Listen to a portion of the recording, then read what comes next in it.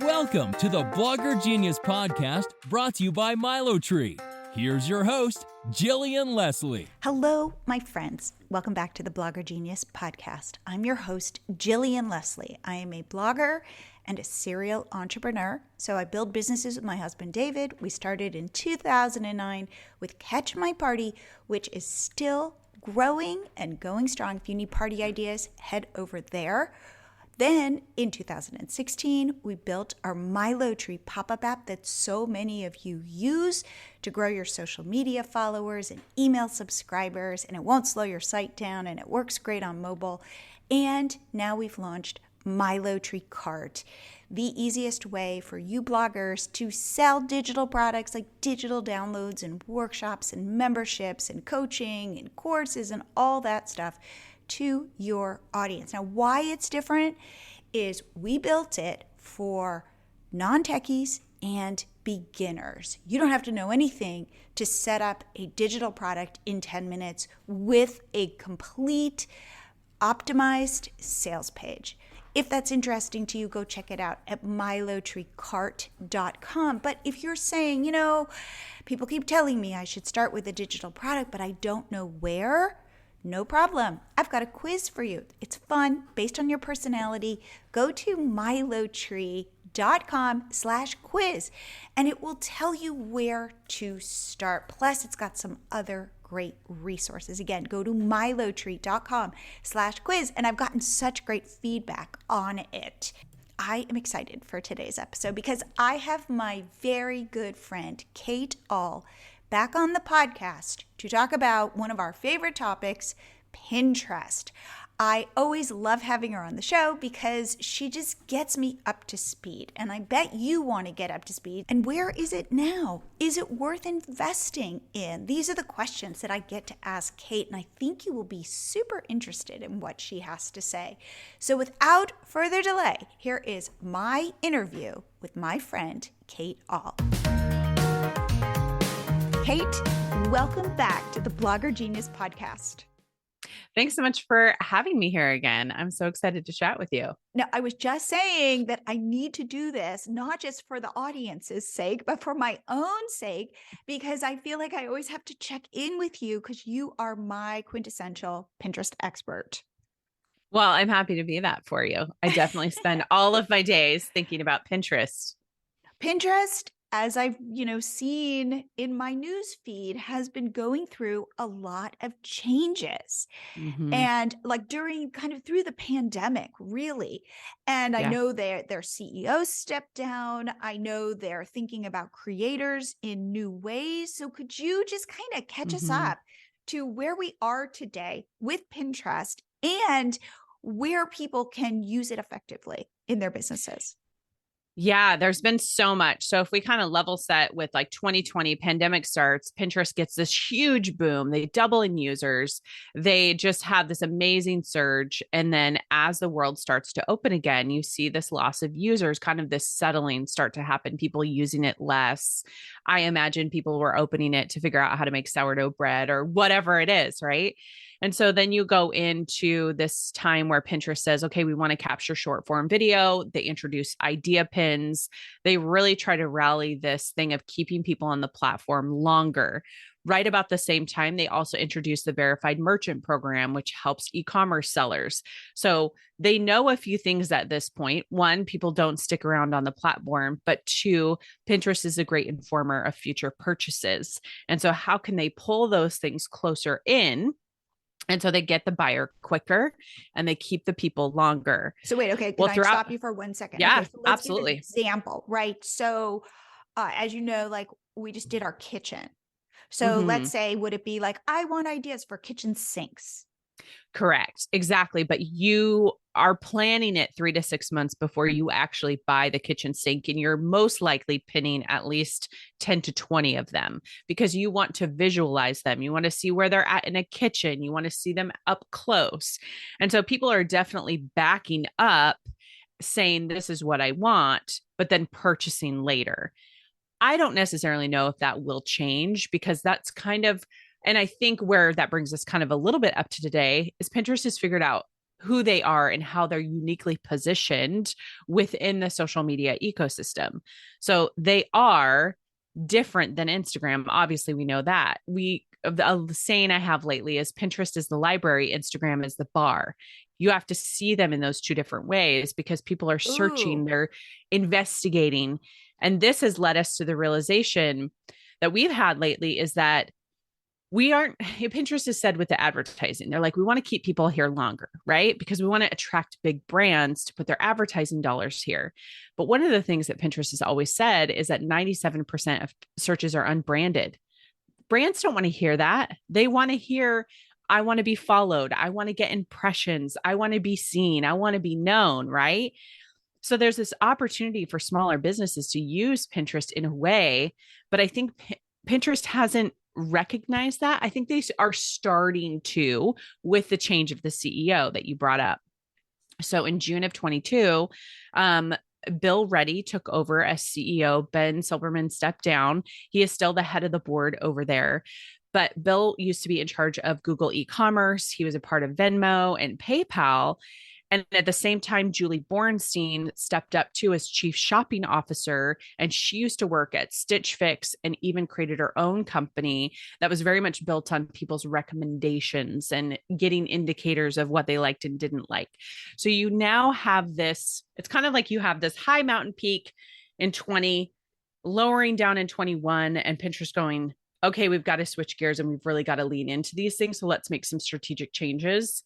And one of the things we've seen in the back half of 22 is Pinterest stock is a reflection, I think, of where investors feel most comfortable with a company or where they see its potential.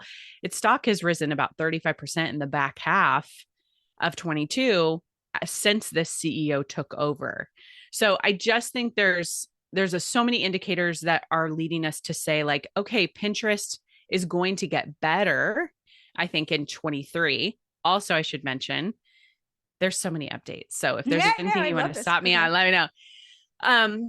With Idea Pins, they went down this road of the Creator Rewards Program, right? And can you explain what that was? That was for bloggers. Yeah. Will you share what what this was? So with that introduction of Idea Pins, what they realized is they had to get people to adopt to it. Not only the pinners, but the creators themselves. So they did this. And just for anybody who doesn't know, Idea Pins, how would you describe an Idea Pin?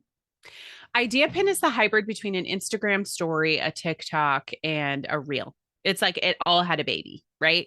And it's static pins too, because it's exactly okay. It's like a slide story. So think of it as less one TikTok or reel, but more you're taking multiple TikTok reels, putting them into a story, and you're saying like, here's how to make a margarita, a fancy margarita. Right. It's like a carousel. I know. Exactly. It's a hybrid, but it's very much centered around how to do something and less about your life, more back to it's not the bar, it's the library. I want to pull out and look at 4 pages and see, oh, that's how I do something. But it didn't have a link. So It's like, dun, dun, dun, you know, again, to try to keep people around longer, we get it. But one of the pinners, major frustrations with Pinterest is dead links. Things that don't go anywhere are so aggravating to them. So they kind of pushed that aside and said, it's okay. We're going to monetize creators to create these idea pins through what we call a creator. So it's kind of like a win-win. Like, okay, you want money as a blogger. Yeah. So we're not going to give you traffic to your blog so you can monetize that way. What we're going to do is pay you outright. Like we're going to say, hey, we need some idea pins about margaritas. If you make one and you upload it and you get enough views, we'll pay you. Is that right? Yes, correct. Okay. It was very popular in the beginning. Obviously, with any program, I think everybody needs to know this. Whether it's a social media platform that's new or a program, the beginning's always going to be the best. And everybody's going to have stories. Totally. They're going to be like, it was amazing. It's always going to be amazing. And then it slowly starts to get less and less and less. Yes. Yeah. So come up to November of 22 this year, Pinterest said, we have had a year of creator rewards program, not even a year, maybe a year. We're just going to discontinue it and we're going to give you links on idea pins. And so that will be rolled out in 23. So we still have idea pins, but now we have links and But they're not live yet. It's not.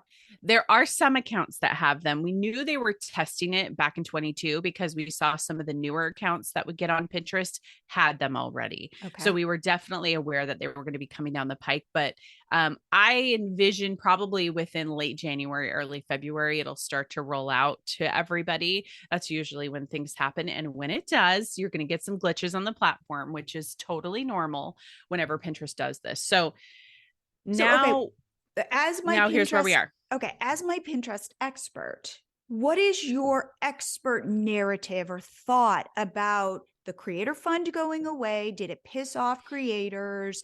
Is this an ultimate net positive or net negative? I think net positive, but I tend to be glass half full. But I would say the creator rewards program had a lot of frustrations for people. Some people could participate, some people couldn't. Some people were spending hours creating content where they should have been creating content potentially on their own site, right? So you get this distraction, right? So I think if I look long term at what I hope for creators, I think this particular thing going away is good. So okay, next question. Belief. Pinterest really got its footing, I think, with creators. Food bloggers, for example, is like a huge, it was like shoes and weddings. I mean, it was all of that stuff. But if you were just a blogger like us with Catch My Party, we still get a lot of traffic from Pinterest. Yeah, but then what you're telling me is they're pivoting toward retail, toward e-commerce. So how, and that they're hiring people like the CEO who are all about e-commerce. So they're trying to attract, say, Home Depot, Macy's. However, I'm a food blogger or a DIY blogger or a party blogger.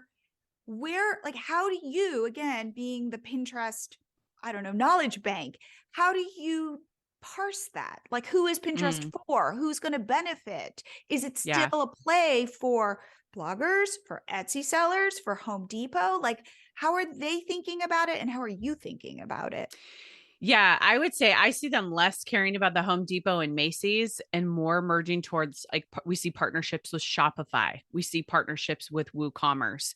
We see them very much invested in a smaller seller. So I would say, given the background that he has in Google Commerce and Venmo, he is thinking a little bit more granular on those Etsy sellers, on those people that are selling. I don't necessarily know. Obviously, that's not been said because he's not going to say, I don't want you, Home Depot. He's probably going to say, I want all your money, Home Depot. But I think there's a return to that a little bit and like a recalibration back to who they were. So I think we saw a lot of loss of traffic in 22. I did for me, like my Pinterest traffic cut in half, but it's still my number one social traffic driver. So I would take it 100 times out of 100 over what I get from Instagram or Facebook any day, right? But I wonder if it will increase with the idea pin links. We don't know if those are going to be, you're going to be able to edit them to go back to the old ones, but I think you will start to see that.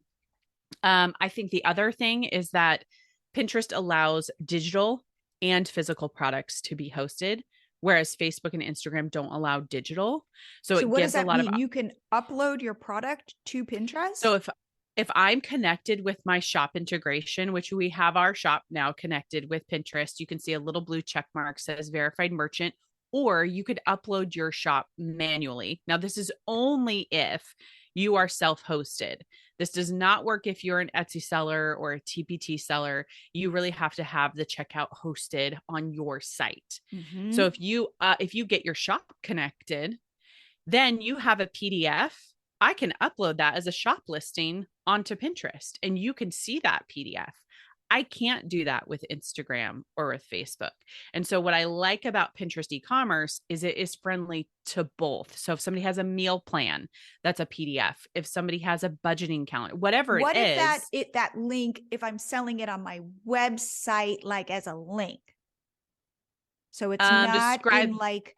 in WooCommerce or anything like that. Yeah, it doesn't have to be in WooCommerce or Shopify. It just has to be, checkout has to be on your site. Got it. Checkout can't be on a third party. Got it. So I can't connect my Etsy shop if I don't have a website to Pinterest. Got it. So it's always just no third party, just self-hosted. And then what's great about that is if I change my price or update my listing, that's now automatically updated all throughout Pinterest. Any pins that live out there for that PDF or even that physical product, it's all updated, which was small sellers' frustration. Is if I'm out of stock and 100 people have pinned this pin and they keep coming to my website and asking where it is, that shows poor customer service. And so Pinterest said, let's do a shop integration so that is now solved for you. That's amazing. Okay. Can I, as a, let's say, DIY blogger, still get traffic to my blog with static pins, with videos? Like, where is the, let's just go, like, let's take e-commerce, let's take sales out of the picture. I want traffic. Where do I get traffic? Yeah. If I am a content creator and I'm starting just fresh, Pinterest is going to be my first choice, because if I look at every single person's traffic that we look at, we manage for hundreds of clients. And I look at that, I say Pinterest and Google are number 1 and number 2, sometimes number 2 and number 1, like exactly. That's just how it is. They're the only, I think, platforms that drive traffic. So, okay. I'll say the caveat to that is, and I was just talking with somebody about this morning, it's going to take 6 to 8 months of investment, but that's the same with YouTube. That's the same with Google. It is a fire that slowly builds. Once it gets to be a raging fire, it's great, right? But it is very hard, and I understand this deeply, to invest in something that doesn't feel good and that you don't know where it's going to go. It's like investing in retirement. It's like the first time you make your $500 contribution to your Roth IRA. You're like, how is this going to be the $1 million I need when I'm, 70, right? But it's this slow investment and piece that you put into it. And if I had to encourage anybody, I would say, and let me back up to this. In this conversation I was having this morning, she said, I just wish I had a crystal ball to know if it was going to work. And I was like, listen, I feel the same way about YouTube. I look at it and I go, I know all the benefits of investing there. I know what it looks like on the other side, but it feels really hard to climb the mountain. And you just have to. And I know Instagram feels really good to climb the mountain, but even I'm asking, my team is spending 10 hours on Instagram versus 3 hours on Pinterest. My 10 hours of Instagram, I don't really know what it's yielding, right? Like there's these people who follow me and just follow along. I think it's time to interrogate those things. And I get a lot of pushback from people who say, my Pinterest traffic has dropped. I don't know if I'm getting anything from Pinterest. Pinterest feels so frustrating. I understand it.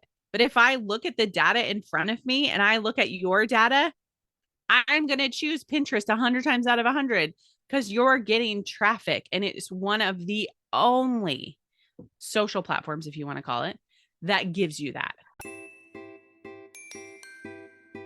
I want to take a short break to say that if you are serious about growing your Pinterest followers, then I've got a tool that will help you.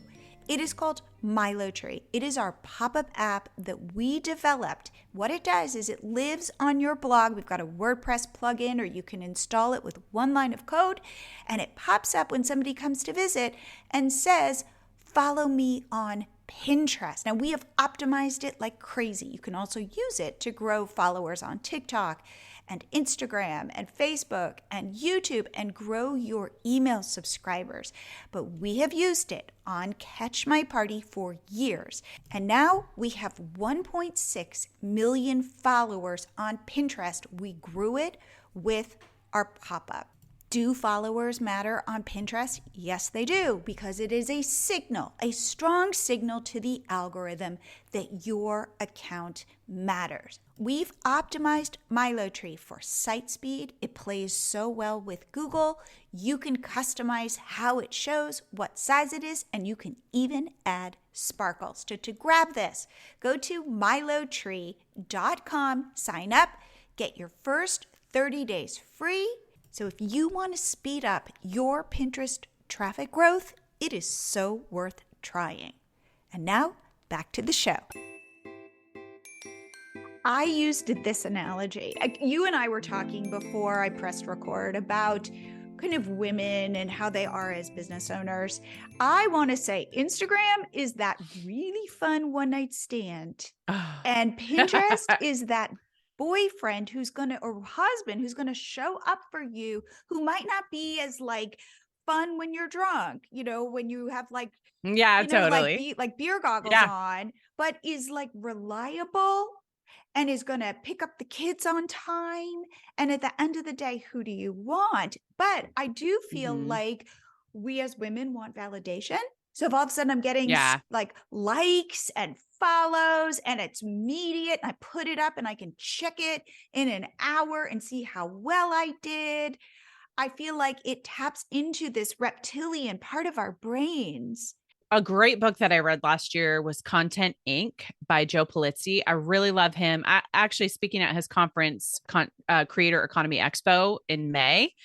And I love the saying that he has, which is, don't build on rented land. You can leverage rented land, but build on your own land because that's your thing, and use those things to bring them into the ecosystem. So I'm, I guess, interrogating that more and more and saying, okay, can Instagram, I think there are, I want to say this because I know there's people who are great on Instagram and they do make a lot of money, even on sponsored content or other things like that.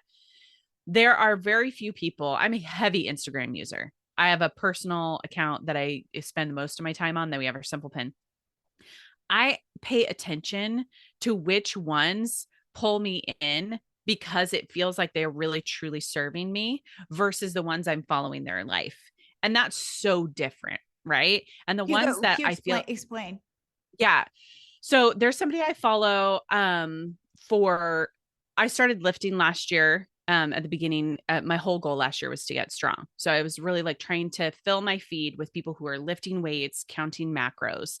Well, I started looking people who are going to support that goal. And one person has macro friendly meal plans. And I've used them all year. I love them. But as she was talking and she was growing and I was watching these things happen, I was like, she's really just focused so much on her journey and how that affects me. Like this meal will help you do this. This plan will help you do this. And I saw it just less and less about her, but more and more about me. Like, oh, this is here. Whereas if I follow somebody that's more about their life, I'm just lurking. Like I haven't and probably feeling bad. Yeah, there's an element of that. Like kind of like, oh, I wish Totally. I could be like you. And I don't see your less polished moments, but I know that, but I'm weirdly buying in as well.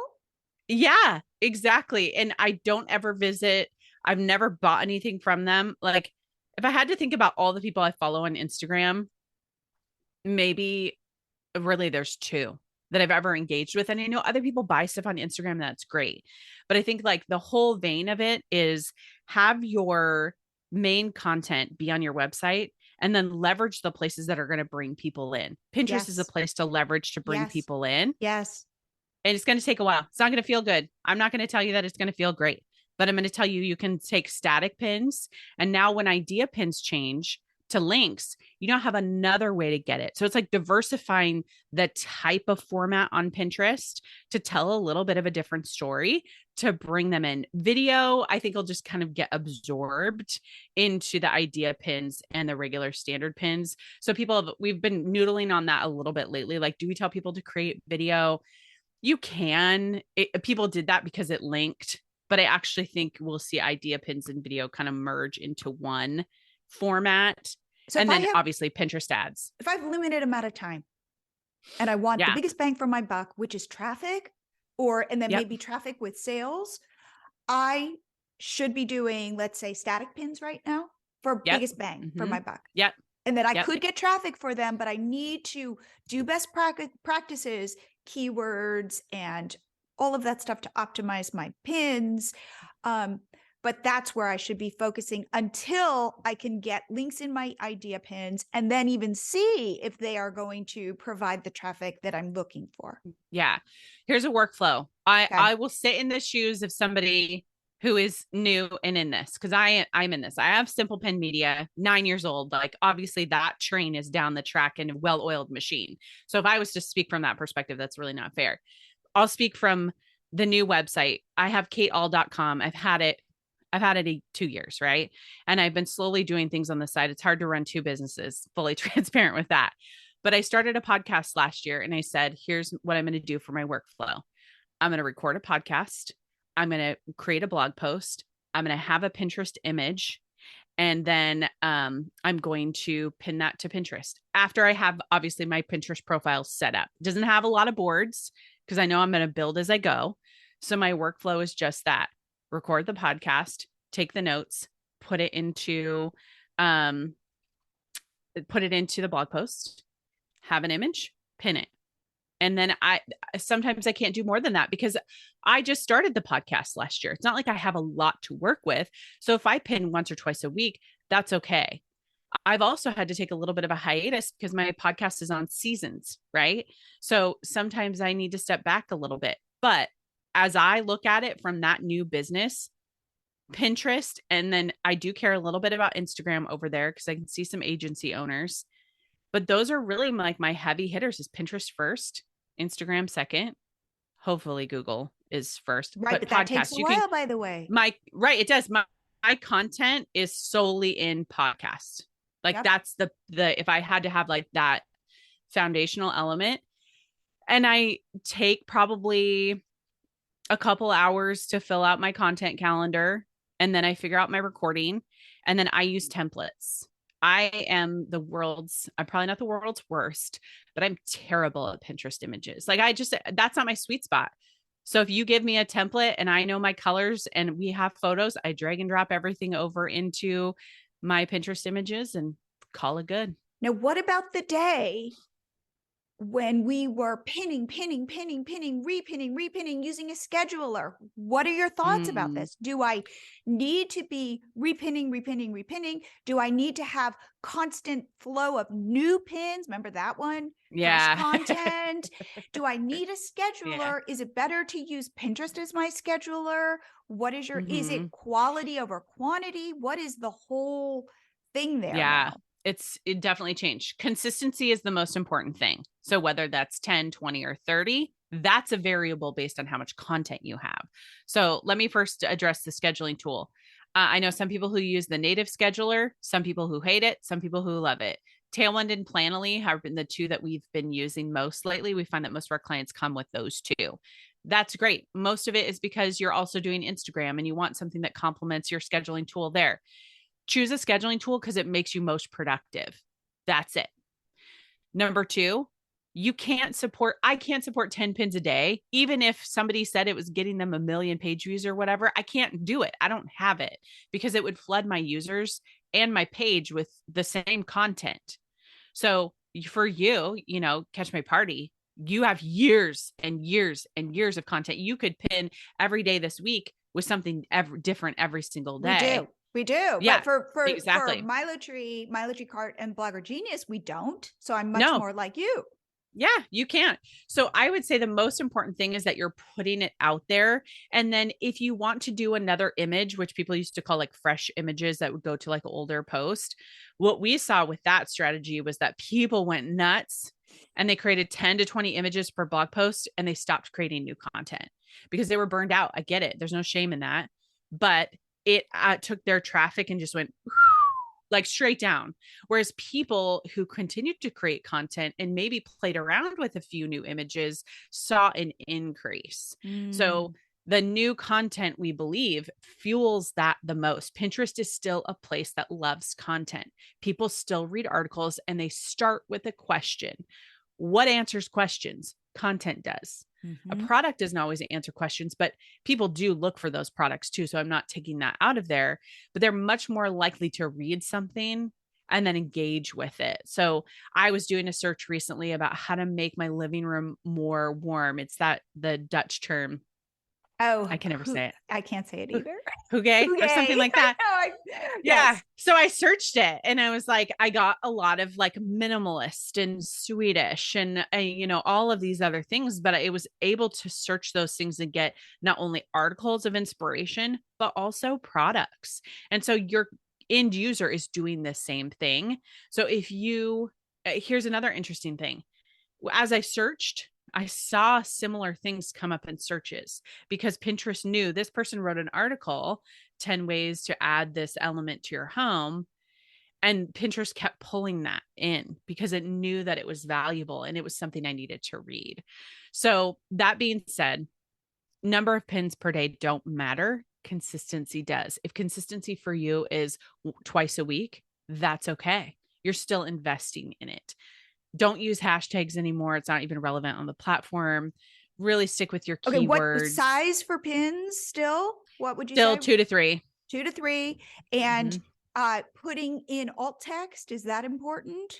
Yes, I think alt text is going to be, they do a prompt for it. I can't remember if Tailwind has that or not. It's been a while since I've scheduled using that just because with Kate All, it's like once a week. I can just upload it manually.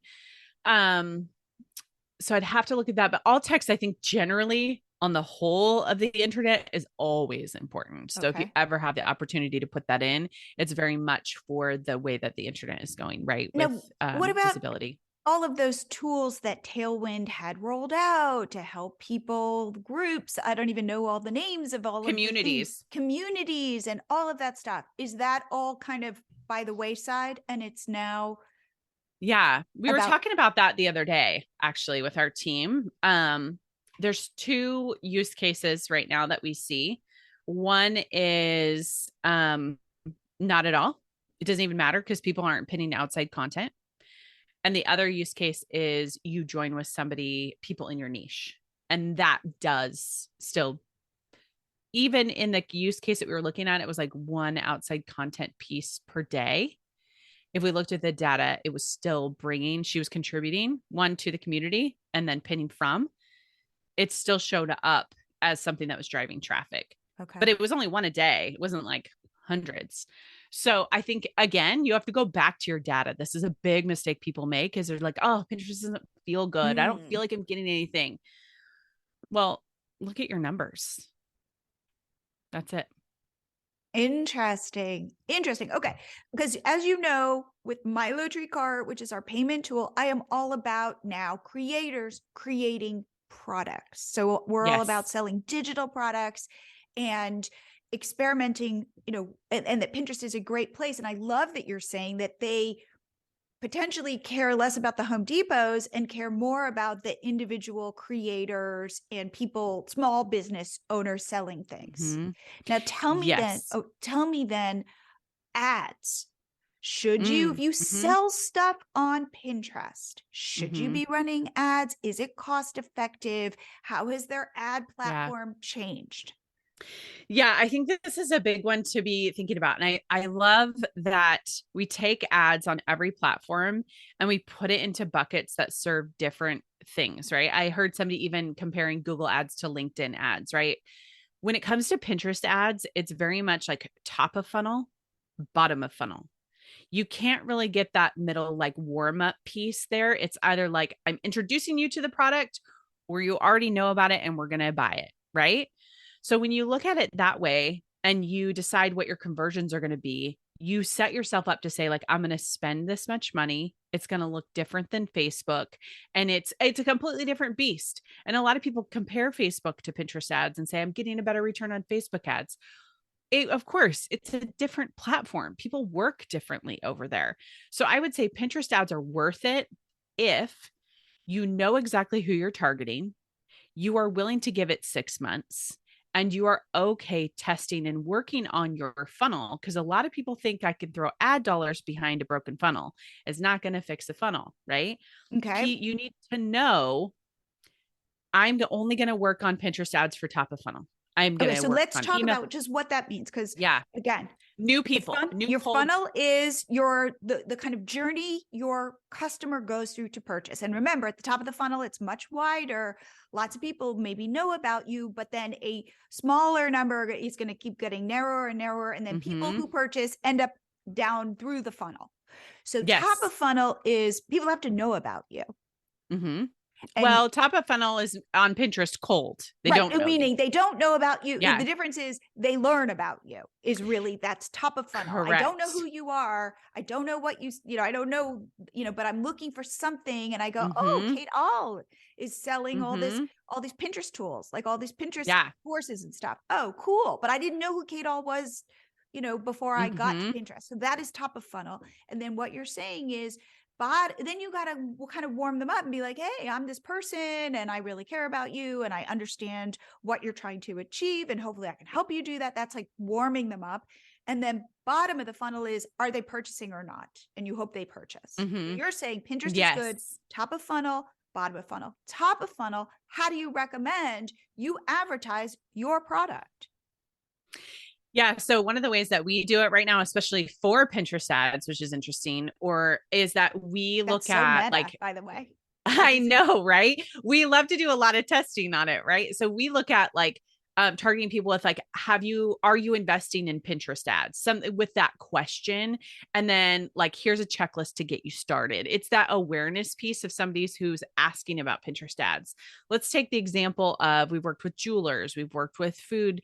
People at that top are looking for either new recipes or maybe a new brand. My ads director tells the story about jeans. She's like, I was first introduced to a pair of jeans on Pinterest when I was searching for, wide leg jeans or something like that. I came across an ad. I see the jean and maybe there's a great headline of the last jean you'll ever need to buy or something like that. And now I go to their website and I get to know them. I'm not quite ready to buy. But then maybe a couple weeks later, I see a sale offer on these particular jeans. I already have on their website. I've joined their email list. Where am I getting that second touch? Yeah. So it could be that second touch could be a retargeting ad because now I know you exactly. Now I know you visited and now I know you're aware. So I can pitch you something and you're not going, where did this come from? I don't even know this business, right? Because they know I visited the website. So let's say somebody comes to our website to learn about Pinterest ads. I can come back around and say, hey, did you want this checklist? Or do you want to go deeper with Pinterest ads? It's not weird, but it makes a connection, right? Whereas a lot of what we do organically is in the middle there and even a little bit top and middle, right? Because we don't know where we're entering into people's questions or journeys on Pinterest, right? And so you have this opportunity to fill in the gaps here. Another example would be one of our custom handmade tile companies. They know that people don't know how to pick out samples for tile. So they could run a Pinterest ad that says, here's your guide to picking out tile. That's it, right? And then they go, oh, here's Julep Tile. This is so amazing. I didn't even know this company existed. I'm going to sign up for their email list. So now the ad is run to that conversion of just getting them on their list because she knows she's not going to sell a $3,000 order off of Pinterest. So she's not even going to do that bottom of the funnel ad. Yeah. She's just going to do the top, right? Yep. Now she wants to get them on the phone. But you are saying though, it is good for that final purchase. Yes, it can be good for that final purchase too, especially if people have seen your the retargeting, right? Okay. Because then it shows up in the feed in a new way. Yep. And the great thing about Pinterest ads, I even get tricked. I don't know that they're ads sometimes because people don't read. They're only looking at the image. And that's why if you want to be really good at Pinterest, you can write the best description on the planet, right? But if that image doesn't connect with me, I'm not clicking on it, right? Or if it doesn't serve what it is I want to know. So you have to get creative with your buzzwords that you put on that or what's included in those images because people just scroll right on by. And that's how I think Pinterest ads get folded into the regular pins of the feed. And when I click, I'm like, oh, that was an ad. Well, it's because I'm scrolling through so fast. I didn't see it. But if it provides value, so if it provides value, then you're not going, oh, like they tricked me. You're like, oh, this is Yes. good.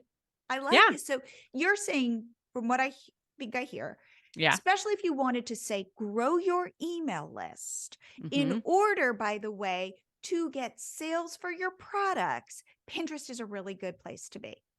Yeah, absolutely. And test out Pinterest ads. We have a membership, the Simple Pin Ad Society. When it comes to ads, you have to have a learning time to set up. The ad itself needs about 2 to 4 weeks to warm up the pixel. That's different than any other types. And then you do changes and tweaks and all those kinds of things. And a lot of people have run their ads for a very long time because once it gets going again, same idea, it really starts to work. Okay. As we're kind of closing, I want to get your kind of overall thoughts. Are you bullish now about Pinterest? I would say probably more so than I have been in the past. And I think that's a little bit maybe like personality wise. I've been afraid for people to be annoyed with me that I'm so pro Pinterest, that I've kind of pulled back on it a little bit. But I think as I look at the landscape and I look at the data and I look at what works for me, I'm like, why wouldn't you? Right? Why wouldn't you use it? Like you can choose to or not. And I've seen a lot of people say, I don't want to use Pinterest because of idea pins. But yet at the same time, people will jump through hoops on Instagram every other week to do what Instagram wants to do. I don't understand that, but I also understand if you're somebody who you get all your money on Instagram through sponsored content, I get it. Like I get that is a grind. I just yesterday read an article from the information.com. It's about like creators, and they were saying, they were kind of doing their predictions, and they were saying, assume creator funds are going to dry up. Yep. Assume sponsored content is going to become more specific. Brands want more and more. So just know that when you are building your business on social media, it is shifting sands, which is why, again, I'm like, you're saying create content on your own platform. I'm saying create products that you can sell and own that relationship with your customer. Dig in there and check, please. Like this is now, I think, going to be my theme maybe for 2023. Check your reptilian brain. Like, no, honestly, is it that Pinterest is feeding Instagram is feeding someplace in you? And not that that's not good or feel good, but know what that is. And then look at your data to know, is this just kind of giving me dopamine hits, but it's not necessarily feeding my business. Like those are two very different things. Yes. And I think there is an element to, I heard this said recently when we were talking about like a book for Pinterest, and somebody said there's just not enough buzz around Pinterest. And I get it. But I also think this too. I don't know if TikTok's going to be around the whole year in the US. I don't think it is. I don't right? either. So I see a lot of creators building on rented land over there. And I think this is your signpost. Switch gears, right? TikTok and Pinterest have a lot of very similar. They're very similar, right? It's I learned it on TikTok. I found it on Pinterest. Move some of that stuff over there and it drives traffic, right? So there's that there. I also think Pinterest is a slower moving platform. Now, I don't know if that will change with the introduction of a new CEO. I think the way in which the company grew was very much based on a quieter CEO. You hear Mark Zuckerberg and you see the guy with Instagram, like you see these people out there. You don't see the Pinterest CEOs out there, right? No. But they very much know what they have. I just think they have to shout it from the rooftops more. Like you have the app that people don't get rid of in a social media detox. Thumbs up. Like you have these pieces. Let's get them out there. And I think I see them being more aware of it now. And so whether or not it has buzz in the future or not, it's still a great tool to leverage for your business. It's your choice whether or not you want to do it. it can be your secret competitive advantage. Like, don't shout it from the rooftops. I know, right? Like, We have let's some keep it clients who say between that too. us. Yes. Some clients have told us in the past, and we're like, hey, can we use you as a testimonial? And they're like, I don't want people to know I use it. And I don't want people to know I use you because it's like my secret weapon. I'm like, okay, I Yes. respect that. So like keep this all on the down low, but Yes. start, I think I would say for us, remember, for Catch My Party, Pinterest still drives a ton of traffic, Yeah. although our traffic has like gone Yeah. through peaks and valleys and stuff, but it still really does. And I kind of keep that quiet within myself because I don't want to jinx it. I know that sounds weird, I but know. kind of like static pins really do work for us. And I kind Yeah. of go like, oh, I don't know if we're the exception or whatever, but like definitely it really does drive traffic for us. But I did start to get nervous when I'm watching all these changes with Pinterest and I'm seeing them trying to like be more of like a shopping platform. Like I Yeah. don't like, I feel like they went through a whole host of different permutations, trying on like we're going to be Instagram. Oh Yeah. no, we're going to be TikTok. Like we're like the also rand, you know, and we're not being great to creators. I felt like they were really struggling. So I Yeah. was more nervous, but I, like you, I will say I am more bullish on Pinterest now than I have been for a very long time. Yeah. Yeah. I'm really hoping 23 is going to be a good comeback year for them. And I would say to anybody listening, as they've listened to us like process all of this out, if you had to come back to an anchor, it really is opening up your Google Analytics, this is if you're seasoned, right? Like if you've been using Pinterest for 2 to 3 years or longer, look at what the data is telling you as far as acquisition and referrals. Where are they coming from? And if you're totally new and you're building your business, make a decision about what you're going to invest in, and don't let yourself be swayed for the next 8 months. Hold to that. And I know it's going to be hard and I know it's going to feel like it's not doing anything, but I really think that any platform, right? If you're going to choose YouTube, if you're going to choose LinkedIn, you can't just get on it and have immediate success. I know those stories are out there, but we are long past that, right? And we're in a very new environment where you're connecting with your consumers in a new way. So I just think it's set your intentions, know your data, know your markers, and then start your journey. I love that. Okay, Kate, you have you've inspired me and you've made me, I've been thinking these things and you've kind of validated it. So I'm going to leave this conversation happier and more hopeful about Pinterest, and wanting to do more on the platform and not trying to like, not kind of holding my breath, hoping like things don't spiral out of control. Like I feel like they are Yes. getting it together. So especially Yes. in this landscape, as we were talking about, where everything is shifting and nobody really knows what the next couple quarters are going to look like for everybody's business. And we're kind of holding on tight right now. I feel like this feels like, again, think of it as like that spouse that shows up for you. Yeah, 100%.